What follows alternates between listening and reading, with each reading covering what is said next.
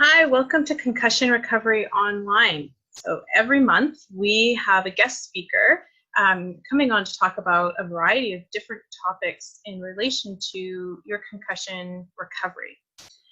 My name is Jenna Howe, so if you haven't met me before, and I'm moderating this group, and I own a business in Victoria, BC, where I'm dedicated to working with chronic pain, wellness, and concussion recovery. So this month we have Elisa Michaud. She's a holistic nutritionist and an RMT among a bunch of other things. She's been in wellness and health for 20 years or more. She's a wealth of knowledge. I met Elisa several years ago now, and was also my holistic nutritionist and helped me get through adrenal fatigue, which is something I know with concussion recovery is that there's a huge piece to that puzzle as well. So what I'd like to do is just welcome Elisa to the group. Welcome, Elisa. Thank you so much. Hello, everyone. And so before we get into the presentation, so the style of this talk today is I've got a couple of questions for Elisa, and then we're going to go into presentation style for this month's talk. So first, Elisa, I'd like to ask you how you came about to treating concussion from a nutrition point of view. How did that all come together? Because it's a pretty niche topic, and it's not necessarily something that just sort of you just say, oh, by the way, I'm going to go do this. So how did this happen for you? Right, absolutely. That's a good point. It just doesn't fall into your lap, and it's not something that a lot of people think about. When I was a young teenager, I had my own concussion injury, which at the time, many years ago, they didn't really have the advances in diagnostic techniques and information available to help people who had traumatic brain injury. So essentially, you went to the doctor or the hospital and they took a look at you, shone a light in your eyes and said, oh, well, not too bad. Let's stitch her up and get her out the door. And, if anything worse, then come back. And so progressively over the years, I began to develop concussion related symptoms, which I didn't attribute to the head injury. And through those years, I suffered many difficulties as a result of it. So as I became a young adult, I started to pursue many different healing modalities to see, to help uncover what might help different symptoms or how I could balance things a little bit better. And I started with energy healing, massage therapy, feng shui, yoga. I became an instructor in all of those things, and except for massage therapy. And then I ended up discovering nutrition actually quite late in the game. But it was one of the things besides body work and Bowen therapy, which I went to Jenna to see her for her concussion recovery, was one of the things that made the biggest difference. The brain really needs proper nutrition in order to function well, to build new neurons and so on. And when I found out what a profound difference it made, I really wanted to help other people who were experiencing the same thing. So I studied a lot more about nutrition in this field. That's excellent. And one of the things that kind of can come up quite frequently is that so many people experience such a wide variety of symptoms. It's not the same for every person. And even on my intake form, there's up to potentially 30 different symptoms that can present themselves at different times throughout somebody's recovery. Mm-hmm. And is there a way to address the majority of those symptoms through nutrition? It's interesting because when you deal with nutrition, you're kind of casting a broad net. And what I do with folks one-on-one is really assess the type of symptoms that they're having, but not only the type of symptoms that they're having, because they're often reflective of different weaknesses within the system that are existing already. So we take a look and see what individually someone is experiencing, and then make special or tailored recommendations based on that. So yes, you can cast this broad net and you can definitely see improvement. And then if you fine tune it to the individual, then you can see even more dramatic improvement. That's excellent, because I don't think a lot of people realize that you can create a unique healing plan with nutrition, right? So a lot of times people are like, well, I'm just going to eat this and I'm going to take that. And certainly in the role that I work within, I have nutrition education, but I don't have a degree or a specific certificate to work with people who are experiencing any kind of particular condition. So, you know, my scope of practice is very narrow. So for me, I just kind of have to give some general information and then guide them to someone like you who can actually be really unique and tailored to what they're going through. And I think it's important for people to understand that that is a possibility, because oftentimes there's no awareness that they can even do something like that. So that's fantastic. So what we'll do now is I'm just going to throw it back to Lisa, and she's going to go right into her presentation, and she's going to share her screen for us. I'm going to mute myself, but I may submit a couple of questions here and there, but we'll just, you know, send it all over to Lisa. All right, and just take me a second here to figure things out. I've got the share screen, and then I have to pick the one that's most appropriate. And Jenna, I'm not sure that I will be able to see the chat at the same time as I'm looking at my screen. That's okay. So let me see if I can figure that out in this small little window here. And oh yeah, okay. I've got a little chat going on, so perfect. Okay. Good. All right. So I'll mute myself, and I'll let. Perfect. So hi everyone, just a little quick introduction in my slide presentation, which Jenna's done a wonderful job of introducing me already. So I'm a health recovery coach and functional nutritionist, and also RMT. So basically what I've done over the last few years is I've created a program that's called Real Solutions for Chronic Fatigue and Mystery Illness, and Peak Performance Breakthrough Program. So we have a couple of different categories of people that suffer traumatic brain injury. And some folks end up kind of going down the road of chronic fatigue syndrome, and really having difficulty with life and being just generally fatigued, and making it difficult to get through daily tasks. And then you have other folks who are super moms to super athletes who are operating at peak performance, and they want to continue to do that. And some of the symptoms that are holding them back are making that difficult. So athletes, for example, whether they be leisure weekend athletes or professional athletes, they need something a little bit different that's going to allow them to thrive at a peak performance level. Many years ago, I published a couple of books when I was living in California at the time. They were called Healer's Guide, The Best of Holistic Care. And those books were interesting in the sense that they really covered a number of different modalities. So we looked at all the different modalities that are out there and what they're best suited to help or support. So those books were published in 2007 and 2008, and they really gave people a guide in also integrating Eastern medicine and alternative medicine with Western care. I'm a Kundalini yoga instructor and pranic healer. Those are two hats I've worn in the past, but currently I weave in yoga techniques, breath work, postures, asana, and energy healing work with my clients to accelerate their progress in addition to nutrition. So essentially what I do as a wellness expert, I share wisdom from years of education and experience so that you can use the information and tools to improve your health and improve your vitality. I'm always staying current on the latest research on health and nutrition, and I coach clients to save them time, energy, and trial and error and years of unnecessary suffering, which is essentially what I went through to help myself, but then as I do now is to help others. I believe in educating clients. So, having a better understanding of how your body works gives you the motivations and the reasons to care for your body. You end up knowing why you're doing it, what the predictable outcome is, and also the result if you don't. So, for instance, if you don't do this in your life, if you don't implement this thing to get better, what's going to happen is you'll inevitably perpetuate your recovery period and maybe stay in that state of chronic illness for quite some time. So it's important to know why and how to get out of it and what happens if you don't.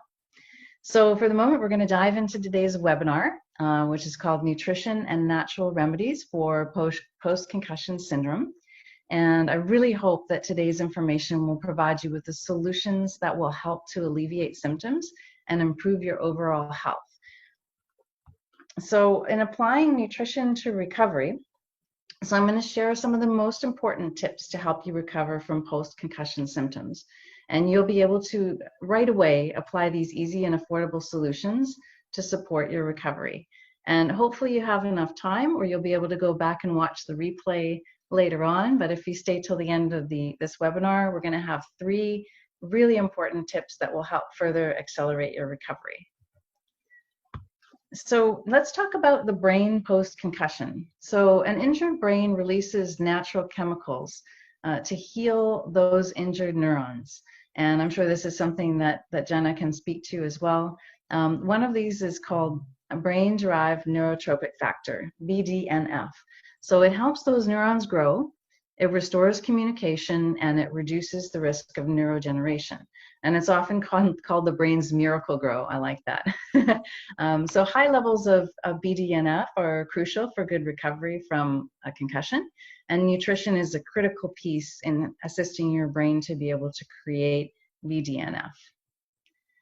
The brain post-concussion again, so it's the most nutrient and energy dependent organ in the body and the most vulnerable to stress, whether that be physical, mental, emotional, environmental stress, toxins, you name it, especially things that are able to pass through the blood-brain barrier.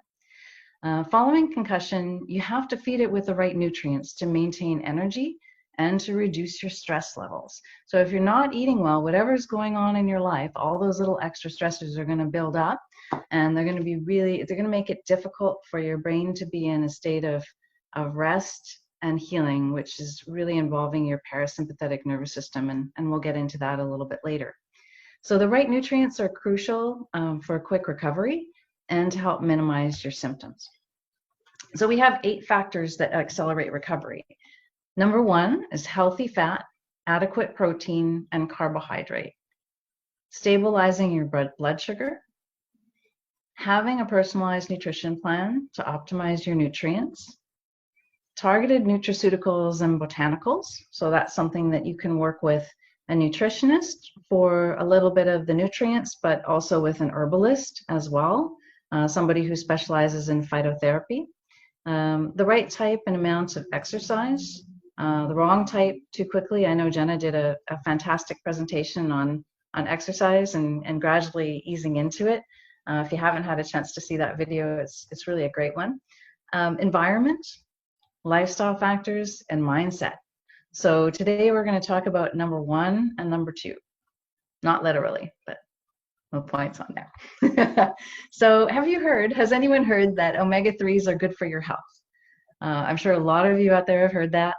And that omega-3s, and more specifically DHA and EPA, are important for the health of your brain. Yes, omega-3s are absolutely critical and are one of the most important steps to the rate and success of your recovery. But you need to know some of the following things to do it right. There are different types of omega-3s, so our body needs all of them to thrive and repair. So today we're going to be talking about the importance of DHA, EPA, and ALA, and the good, the bad, and the ugly about omega-6. Fatty acids are your cellular building blocks. You've got a brain that's comprised of 60% fat, and cell membranes are constructed with fatty acids. Now, the body uses a quality omega-3 to build those cellular membranes, and the body can take other fatty acids. However, it's not optimal, and that's going to affect the health of your cells and the communication, your energy levels, and how well your cells use their nutrients and expel waste. So this functioning membrane around the cell, it's going to intake those nutrients if it's healthy. It's going to expel the waste. Some people like to call it toxins, but you have a nice flow of things and any number of other cellular and biological functions. So DHA and EPA are types of omega-3, as we mentioned, and DHA makes up 15 to 20% of your brain's cerebral cortex, which is just incredible, and 30% of your brain. So it's found in very, very high levels in your neurons. And neurons are those little cells of your central nervous system in your brain and your spinal cord. Omega-3 deficiencies linked to fatigue, poor memory, ADHD, cognitive decline, dry skin, hormonal and endocrine problems, cardiovascular problems, mood swings, depression, poor circulation, insulin resistance, diabetes, Alzheimer's, dementia, arthritis, joint problems, muscle pain, and the list goes on. So really having that omega-3 is critical, and even more so when you're healing from that brain injury. So how a deficiency affects your brain and nerves. Those nerve cells that we talked about, they become very stiff. And stiff nerves are more prone to inflammation. And what happens if you don't have the omega-3s in your diet, the body will find a substitute, and it does that with cholesterol and omega-6. And it doesn't care whether the omega-6 is the good one, the bad one, or the ugly one. So we're going to get into that in just a minute about the omega-6. And you have a rigid and inflamed nerve cells, and they reduce the cellular neurotransmission, the communication. And then your cellular health within becomes compromised. Now, EPA puts out the inflammation, and DHA rebuilds. So together, they're going to inhibit the cell death. They're going to help to reconnect those damaged neurons, activate genes that help to repair brain damage, turn off genes that promote brain inflammation, and exercise, going back to exercise, that's another really important thing, to activate genes, your genetic programs that are going to help to do these things. Regulating hormones and mood, and it's going to build those flexible cell membranes, so we have the nice stuff going in and the stuff that we don't want going out. Sources of DHA and EPA. So we're looking at fatty fish, crab, algae. So there's small amounts in seaweed and spirulina. What you want to do is eat fish that have a short lifespan. So you've got sustainable in terms of how they're caught and produced, and then you have a low mercury content. And once you get into eating fish that have a higher mercury content, then you're really putting your brain and your whole body as a disadvantage, because it has more cellular debris to get rid of, and it really affects the neurons in the brain. So we want to have low mercury, low PCBs. Some examples of that are mackerel, herring, sardines, anchovies, lake trout. Try to stay away from farm raised and from sources known to be reasonably clean. All right, so Jenna is asking, what about vegans? How much of the algae would they need to eat? So generally speaking, if you go to your health food store and you find an algae product, you can look on the bottle for the recommendation. Now, what happens with DHEA is many times, if you're using a fish oil, for instance, recovering from brain injury, it's recommended that you do maybe triple or quadruple the dose. This isn't my recommendation, but it's the recommendation from experts. And so what you could do is speak with the person at the nutrition store and ask them, based on the manufacturer, what is safe and what might be their special recommendations for that product. And each product is a little different, right? It depends where it's sourced, how it's manufactured. Yeah, really have a conversation with them and find out what would be best for you in terms of going over the dose that you see on the bottle. Because quite often it'll just say 1 capsule a day or 3 capsules a day, but you can see how tiny those capsules are. It's a really minute amount, and you might need quite a bit more based on your situation. And if you ever have any troubles, then you can call, or concerns or questions, then you can call the manufacturer directly and get their advice on that. A naturopath would also be a really good resource for that as well, because they're allowed to make prescriptions and recommendations for amounts, whereas with dietitians and nutritionists, we're not legally allowed to make those amounts, whether it be in a broad statement or for individual clients one-on-one. Krill is an interesting supplement. It has less DHA and EPA than fish oil, but it has up to 15 times the absorption. So you notice that krill products are a little bit more expensive, but with that up to 15 times absorption, you're really getting a lot of bang for your buck. And you don't have to take as much. That's one where the dose, ends up being really tiny, or the capsule ends up being really tiny. It contains antioxidants that are less prone to oxidization, And so that acts as an oil stabilizer. So the oils in the capsule or that are processed are not going to go rancid as quickly as some of the others. And they're also, the krill is burp free, which is kind of nice for those of you that have tried fish oil products. Can be pretty nasty. Then we have vegetarian omega-3 supplements. We've got your algae, fish oil. You know, there's so much controversy concerning it that, you know, it's subjected to considerable processing, and not all of the PCBs are removed. But also the other thing, speaking of absorption, is 80% of that oil is not absorbed. But if you're going to do a fish oil, then salmon oil would be your best from sustainably sourced salmon, not from the fish farms. 1,000, these are the general recommendations that are available that you can find pretty much on, you know, on the internet. There's 1,000 milligrams of EPA or 500 milligrams of DHA is what you'll find out there if you do any doctor Googling. 4,000 omega-3, one serving of salmon, you can get that in one serving of salmon, or 1.5 servings of sardines if you can stomach those. I know not everybody can. And the recommendations from experts who have done, you can Google different health studies and with regards to brain injury and fish oils, and they've done higher dosing up to 10 to 15 grams. So if you want to kind of do some research and Dr. Googling, you can find some of those studies out there where they've had success. They've actually had great success with these numbers. ALA is an omega fatty acid that's abundant in flax, chia, seed, and, you know, this is going back to the vegans or vegetarians, right? Our bodies actually convert a portion of ALA to DHA and EPA. And women convert 21% of our EPA and 9% to DHA. So if you're eating oils from those sources, that's about your conversion rate. Men convert 8%, quite a bit less, of omega-3 into EPA, and 0 to 4% of omega-3 into DHA. So these are some good numbers. If you're getting your omega-3 through flax and chia seed and hemp and so on, then you're going to want to eat a substantial amount of it. And also because certain genetics, genetic predisposition or other conditions, some people don't convert their ALA that well. They have a low to no conversion. So that's something that you might be able to work with your naturopath to find out, to help to assess dosing if you want to get that specific about it. Conversion becomes progressively more ineffective with age, and high insulin levels impair the conversion enzyme.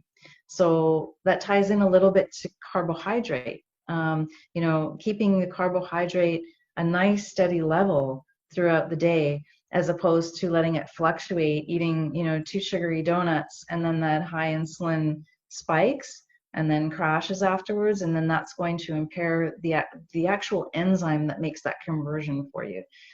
So vegetarians, vegans who are getting their sources from flax and chia, you have to make sure you keep a nice balanced carbohydrate and insulin level throughout the day.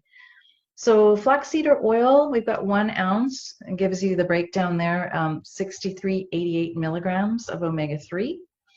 That's 6 times the RDA of omega-6 in there as well. So the RDA is 1655. Fresh flaxseed is the best, and then you can grind it and refrigerate it. So you want to grind it in small doses. It is fairly unstable, so the moment that it gets exposed to heat and oxygen and things like that, then it starts to degrade in terms of the omega content in there.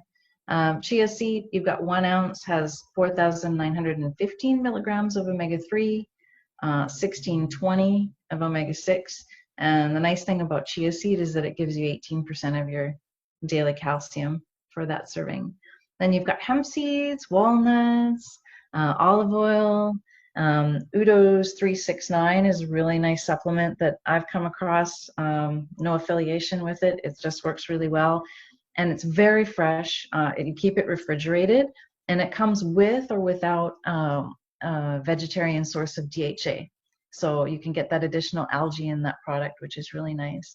I would keep flax maybe 3 or 4 days And that's Jenna's question. Thank you. So you could keep it in the fridge ground about 3 or 4 days. If I'm feeling lazy, I'll buy a bag of flax seeds that's already ground, but just a small one, and then try to use them fairly quickly during that time frame. Vegetarian sources, so many vegetables contain ALA. We have borage and grape leaves. Borage is just such a beautiful plant. I've got a bunch of it growing in my garden, and the leaves, when they're very young, they contain a lot. They're very easy to eat. They're not bitter and tough, and so that's a nice one. Grape leaves as well. If you like dolomites, you can roll up. You can make some different dishes with grape leaves, almost like a burrito.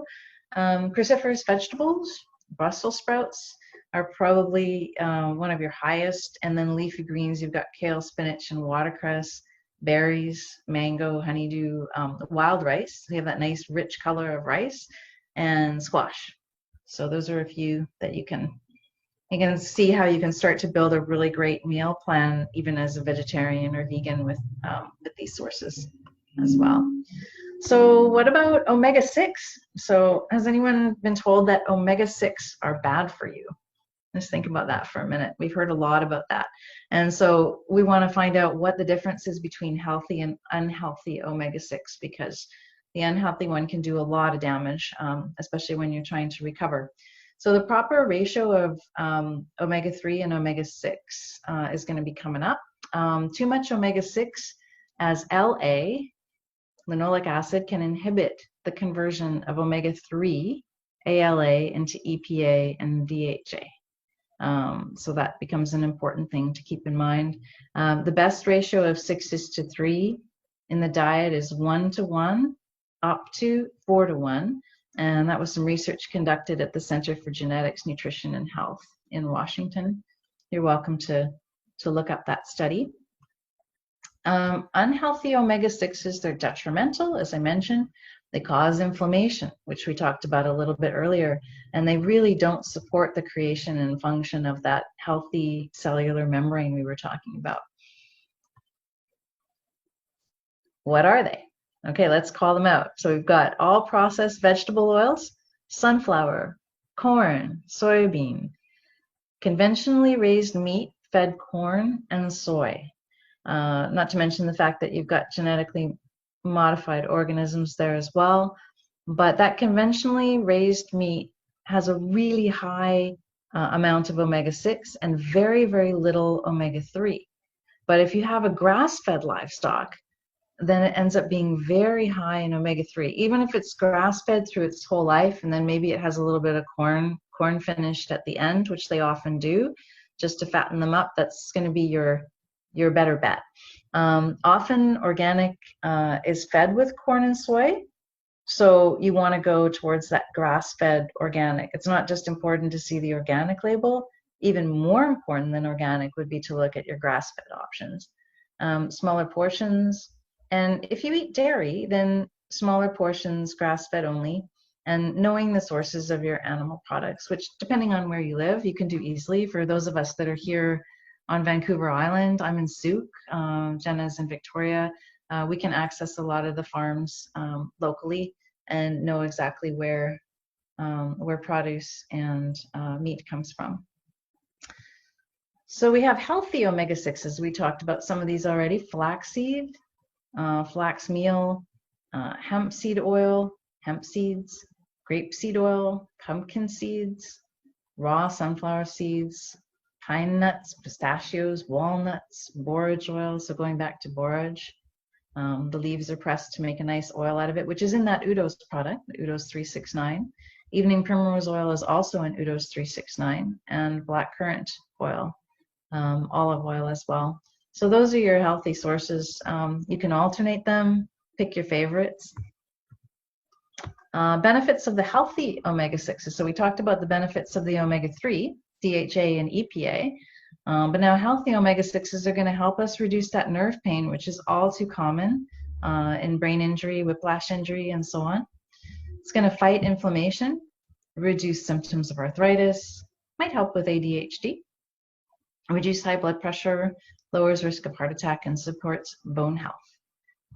So those are some benefits. Now we're getting into moving away from the fats and getting into our carbohydrates, so the brain and glucose. So glucose is the brain's preferred fuel source, and it requires an enormous amount of fuel supplied in the form of glucose to function, between 100 and 130 grams per day. Your body organs alone require 5 to 10 grams per hour at rest. If we don't have adequate glucose, then the body does a nice, I was going to say not so nice, it does a conversion process from our proteins and our fats, and it breaks it down into glucose, and then we can use it that way. There are two issues with this when it comes to keto to think about, keto diets, and that is that the actual conversion process requires energy. So it requires more energy of the body, and it requires more cofactors and nutrients in order to do that. So some things to think about. Glucose requirements increase exponentially with brain trauma, immediately up to years later, and requirements increase with exercise, physical or mentally taxing work, and allowing your blood sugar to drop is detrimental to recovery. So you have to think about, for instance, the athlete or the weekend warrior who has a brain injury and is already requiring a considerable amount of glucose, and those requirements going up. So maybe what served that person in the past in terms of glucose requirements will temporarily, or maybe even for several years, need to increase. But again, we don't want to spike our insulin levels, because then that affects our conversion of the healthy oils and fats.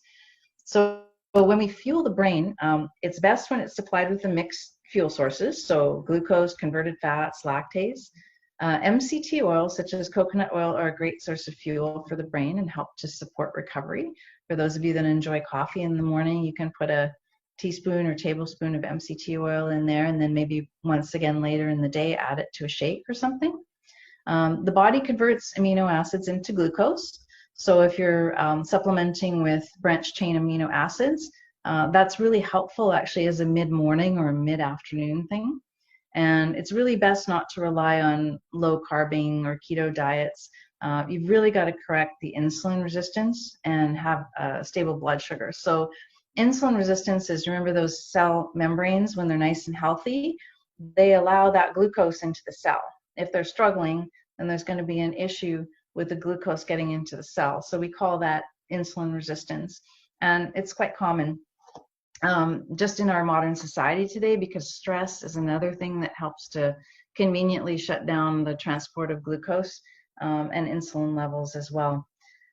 So we want to save our aminos and our protein and our fat for all our other repair and building functions, rather than those things being converted to energy.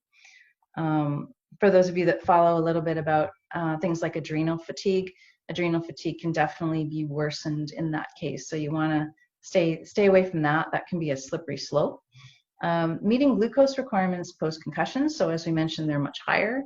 It's really individual on a case-by-case or a trial and error with yourself at home. Start experimenting with, 70 grams or 60 grams per meal, or maybe you want to go with 30 or 40 grams per meal and then have a mid-morning snack, a mid-afternoon snack, and then an evening snack. So we want to increase our meal frequency to 5 to 6 times per day, including snacks, to meter that glucose out.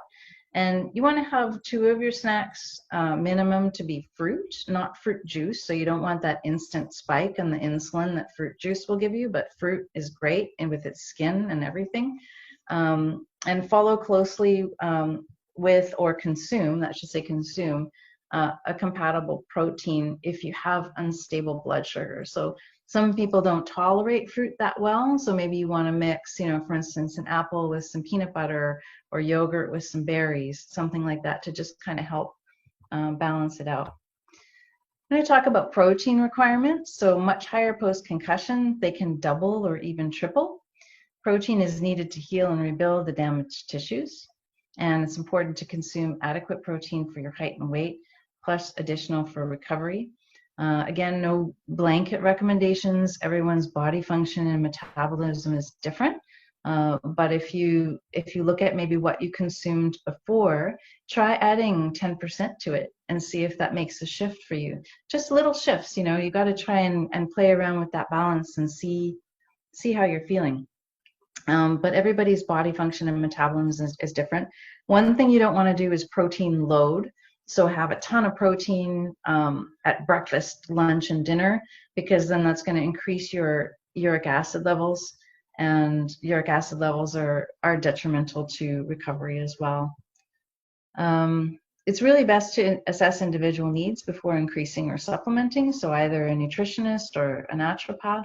It's good to work with. Again, too much protein, harmful and hard on the kidneys because of the uric acid. Smaller amounts of protein more frequently, 2 to 3 ounces of meat, 1 to 2 eggs, tofu, handful of nuts. You know, doing something like that 5 times a day or even 6 times a day as opposed to those 3 solids. And alternate your plant and animal sources if you can. So getting into post-concussion, I'm just going to check out some questions here. If I can move my little screen over in the chat. Huge proponents of intermittent fasting. So intermittent fasting is interesting. It's one of those things that works extremely well for some people and doesn't work well for others. So what you can do is you can gradually, if you really like this idea, you can gradually extend the time with which you fast by an hour a day, you know, just incrementally. And if you want to, for instance, have your last meal or your last snack at 8 o'clock at night, and you know, for instance, you're going to fast the 12 hours through the night till 8 o'clock in the morning, and you've been eating breakfast at 8, then just try extending that to 9.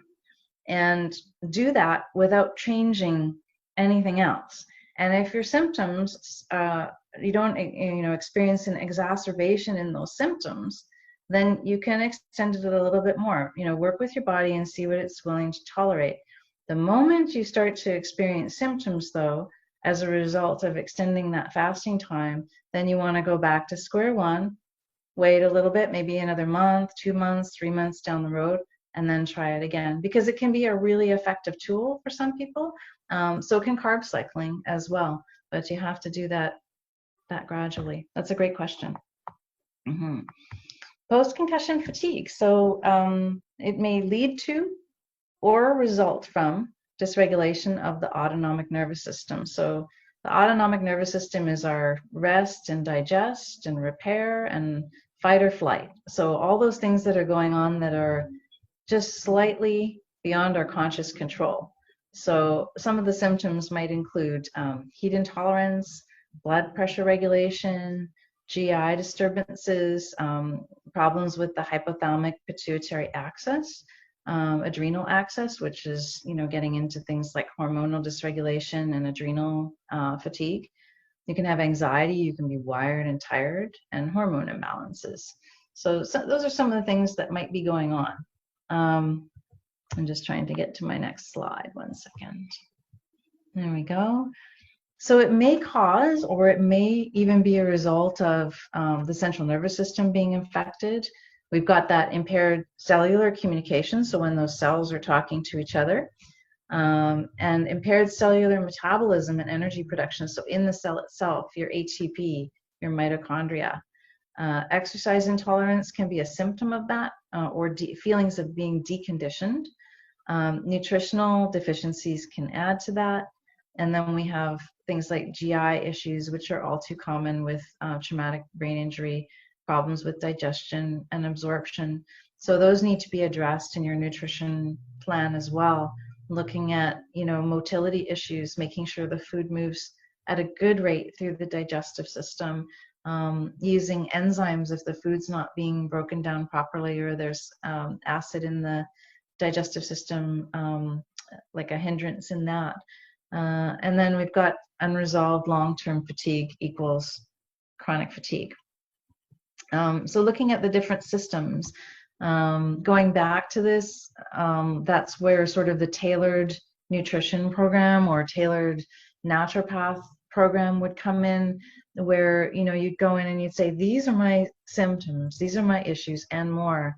And Jenna mentioned there's just a myriad. There's dozens and dozens and dozens of symptoms, hundreds, if not, right, that can go along with, post-concussion issues. And so addressing those individually, as I mentioned, GI, we can look at enzymes, we can look at, probiotics, we can look at motility issues, exercises, breath work, postures that help to support digestion, opening up. Jenna does the body work and the Bowen work, and working with the central nervous system and the autonomic nervous system, which is really important. And so my customs holistic programs can help. We've got real solutions for chronic fatigue and mystery illness. If you find that your symptoms are just going beyond what you feel like you can handle and you need additional support with that, I'm here. I'm happy to help.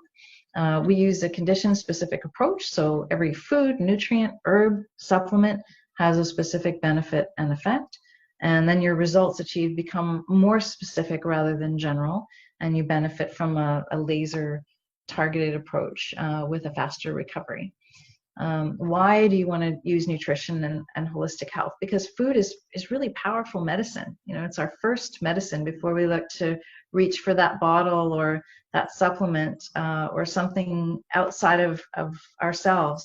It's something that we have, even though we don't believe at times, we have total control over. And targeted foods, they influence the velocity and the degree of recovery. And there's a lot of evidence-based nutraceuticals and botanicals to support recovery, and those are best suited for your needs at the right time.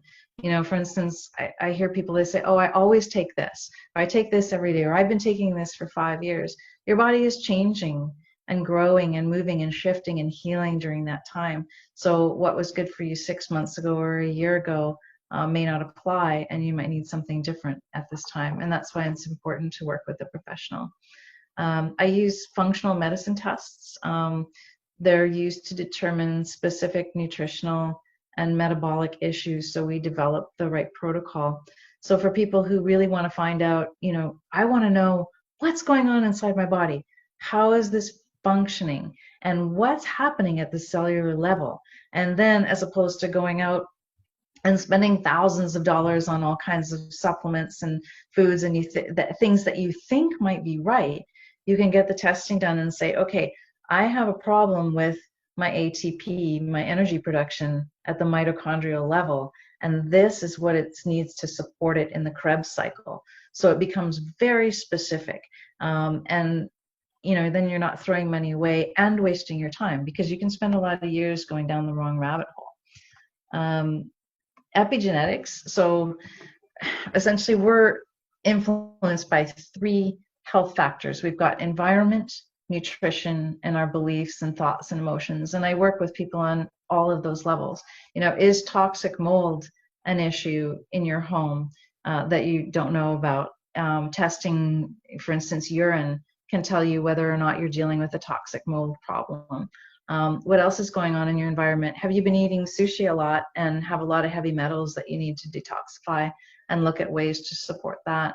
What are your foundational beliefs about whether or not you're able to get well? Is your subconscious undermining you? Are you in congruency with your body and moving it forward through these shifts that need to happen so that you can become well? So those are some of the things that I work on. I'm going to go over this really quickly, not in too much detail, but we do functional testing and investigation first to find out. We look at nutrition and metabolics. How are the cells functioning?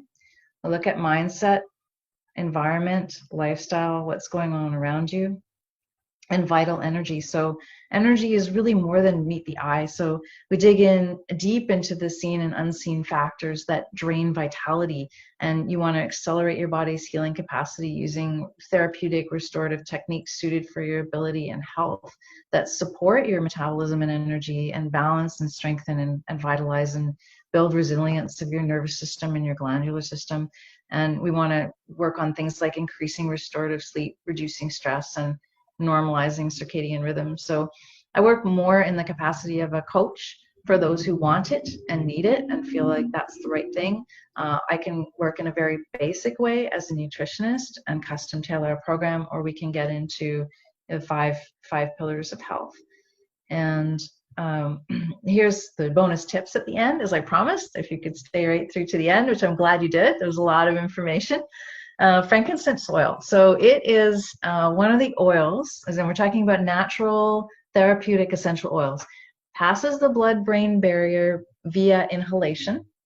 I love this. It oxygenates and it increases circulation. And the properties found in frankincense are proven to increase brain oxygen levels by up to 28%, which is amazing. And the increased oxygen helps to improve your memory and concentration, learning, energy, and immunity, and many of which are compromised as a result of brain injury. And it's so simple and so easy to pick up frankincense oil. Look online, find some, company that's reputable. You want to look for not fragrance oil. You want to have pure essential, 100% pure essential oil. The only thing you can't really get pure essential oil these days is rose, but otherwise they're pretty easy to find. Smell is the only sense that's linked to the limbic system of the brain. So it affects your physical, physiological, and emotional responses. And this is a great thing, is it's proven to reduce inflammation and pain, and specifically to nerves. So if you have an area, for instance, of your neck or your head where you're experiencing nerve inflammation and pain, then you can put the frankincense oil right on there. Some people like to dilute it. And always use pure essential oil, not the fragrances, because if you use the artificial fragrances, those are going to do the opposite to your brain. They're going to affect your limbic system and your hormonal system in the wrong ways. Blood sugar balance. So we talked about that. Never let your blood sugar drop to the point of hypoglycemia. So we want to do frequent meals and snacks. Try your best to not consume blood sugar lowering herbs or supplements unless high blood sugar levels are a problem. So that would be for somebody who might be pre-diabetic or diabetic. But some of those herbs are cinnamon, especially something called true cinnamon. Medicinal mushrooms for a while have been all the rage, but there are most of the medicinal mushrooms actually help to lower blood sugar levels. So I've heard a lot of people say, oh yeah, I took this reishi and I felt terrible.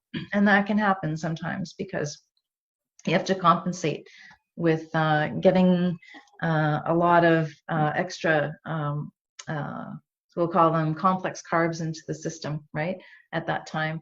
I'm not too familiar with Jemena. Jenna is asking right now, but I know that I have taken that as a tea in the past, and it does lower blood sugar quite dramatically in some people. Is that your experience with it? I've played around with it. So originally I wanted to use Genema to help reduce sugar cravings. So when you take the tincture and you put it on your tongue and you let it sit, it changes how sugar tastes, like your taste buds. And so then you have, most of the reason why people might overeat sugar is because they're looking for that taste on their palate. But I actually just really wanted the sugar. So I didn't spend too much time working with the tincture, but I still have it, because then when I did a little bit more research into it, I thought, oh, it's interesting because the research seems to point you in the direction that it reduces the absorption of sugar in the small intestine. So I thought that was interesting, but again, I still just so I have it, but I don't actually use it, and I will have a herbalist on in the coming months as well, who may be able to speak to that. I'll pepper her with that question about the Genema. That's actually a great idea. That would be best suited for her. I'm sure she'd be able to come up with a great answer, and then maybe go into detail on the medicinal mushrooms and which ones are going to be lowering blood sugar more than others, which ones are a little safer, right? She could definitely elaborate on that. If I had a whole other hour with your group here, I could probably do that as well. But yeah, the medicinal mushrooms, that's a whole whole topic. So I would say for the moment, if anyone is taking them or considering them, do some research just to find out. And then, yeah, and then when your gal comes on for the herbals, maybe she'll have some great information for that as well. Olive leaf extract is another one that tends to lower blood sugar. So a lot of people use that as an antiviral. Yeah. And then we have bonus tip number 3. All right. So consume at least 1.5 teaspoons of Himalayan or unrefined sea salt per day. Never table salt. We've got sea salt and Himalayan salt that facilitates the electrical communication between cells and is critical for most body functions. 1.5 teaspoons is a minimum. I know it sounds like a lot of salt. You can just add a little bit to your water throughout the day. Make a nice little electrolyte drink for yourself. You can put in, a little bit of fresh juice, a little bit of water, maybe some people like lemon or lime, then adding a little bit of salt to it. But that's a really nice way to hydrate and get that cellular communication, talking to each other throughout the day. So we don't want to have any dips in energy, because then that makes it harder for the brain to balance. So the more consistent you can keep your energy with electrolytes and trace minerals that are found in pure salt, this is critical to your energy production. And it's interesting because salt wasting often happens during stress or illness. It definitely happens during hot weather. So, experiment with, if you have low energy, try boosting your salt a little bit, just like we talked about incrementally doing things. Try boosting the salt a little bit, then try boosting it a little bit more and see if it helps to level out energy. Or try it for half a day and see how your energy is compared to the other half a day when you don't have it. It helps to get nutrients into cells, waste out. That's our goal all the time. Less burden for the body, facilitating metabolism and detoxification, and it helps the body balance pH without dipping into its reserves. So not dipping into your calcium stores, not dipping into your magnesium stores, which are also very important. We want to keep that pH because the body will use calcium and magnesium to buffer the acidity, because it always has to keep your pH neutral. Just even the slight deviation means a lot of fatigue, and a tiny deviation in pH means death. So we got to keep that nice and constant, because your body's going to do whatever it takes to balance that pH, and it means using all of your critical nutrients that could be going into energy, health, restoring brain cells, etc. So we've got a tailored program that factors in unique constitution, personal choices, lifestyle, family, work, health history, and goals. So just looking at where you are now and where do you want to be in 3 months, 6 months, or a year, that's what I work through. And, we talk about food prep, meal planning, shopping lists, all of that good stuff. And what would be your next step if you're interested in doing some further work or feeling like you're in a situation where you need some help outside?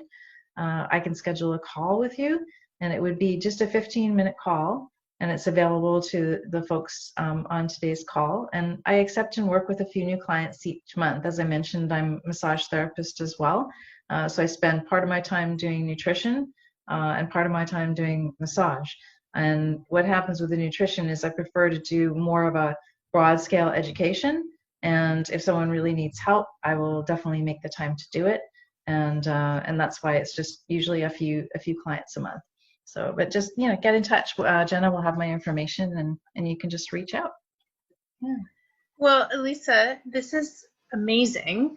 I kept getting feeling a little giddy, because I always love learning something new, and it's just amazing how much information is out there. And it's a little bit different for us who work in the health field, because we know what we're looking for. We know how to pick apart information and decide what to do with it, whereas I think the average person is so overwhelming. So I think this is really great.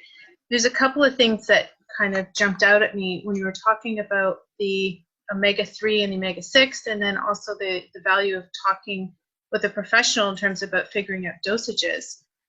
I actually had a client who he was advised, I'm not sure if it was a pharmacist or a homeopath. I'm not really sure what the profession was, but they had advised a huge amount of omega-3, but to the point where it actually put up his blood pressure and his cholesterol, and it actually made him feel worse.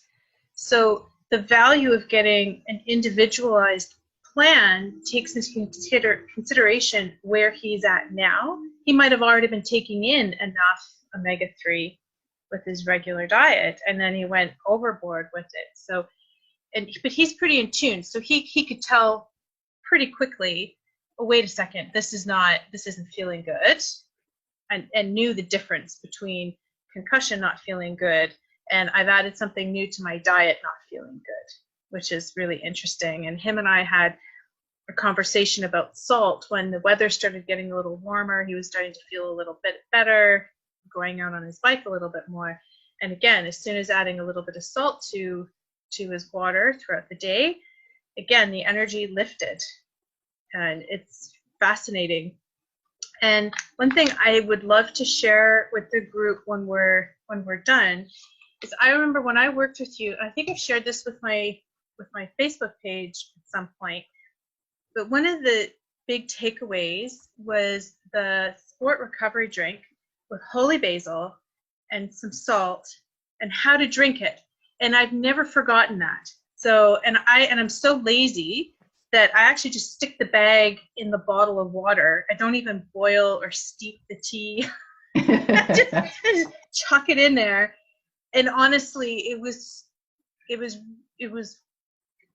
one of the most eye-opening things to utilize during my adrenal fatigue and getting me through recovery. And so I share that with all of my concussion clients, or at least as many as I can, just to say, hey, this is, as far as I'm aware, there's no contraindications to holy basil.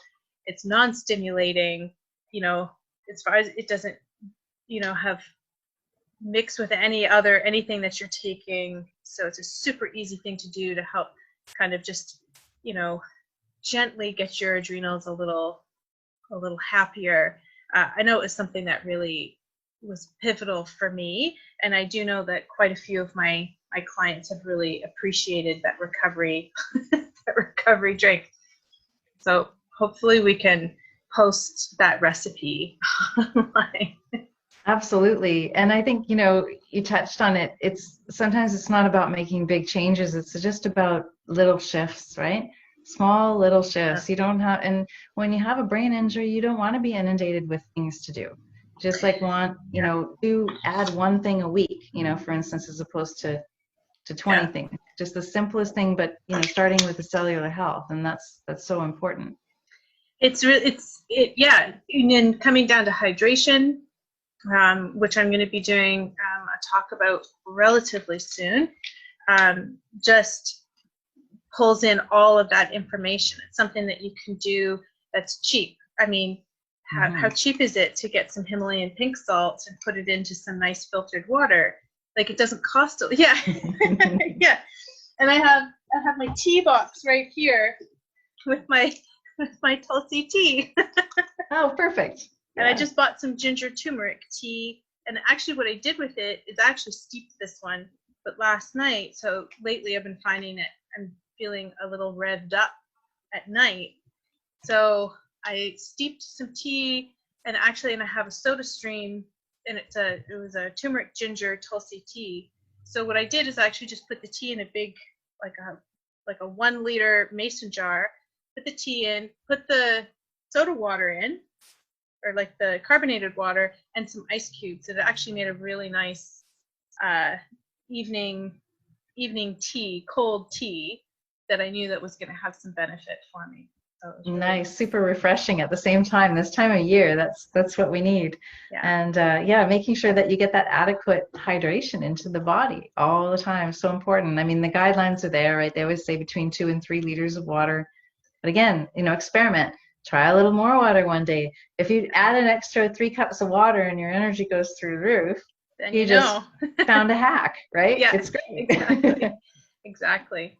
Well, thank you again, Elisa. I really appreciate you taking the time to discuss nutrition and concussion recovery with the group. The information was amazing, and I have no doubt that people will be able to, take a lot of this and implement it into their day, into their week, and then, and post-recovery as well. So not only through recovery, but these are all great bits of information that will, last a lifetime. And so I really appreciate that. So what we'll do is, I guess, so we'll sign off. Elisa and I are gonna work on a couple of things, some extra handouts for you guys that we'll post in the next few days. But in the meantime, please enjoy our lecture for you today. Thank you again, Elisa, for coming on. Thank you for having me. And we'll take care.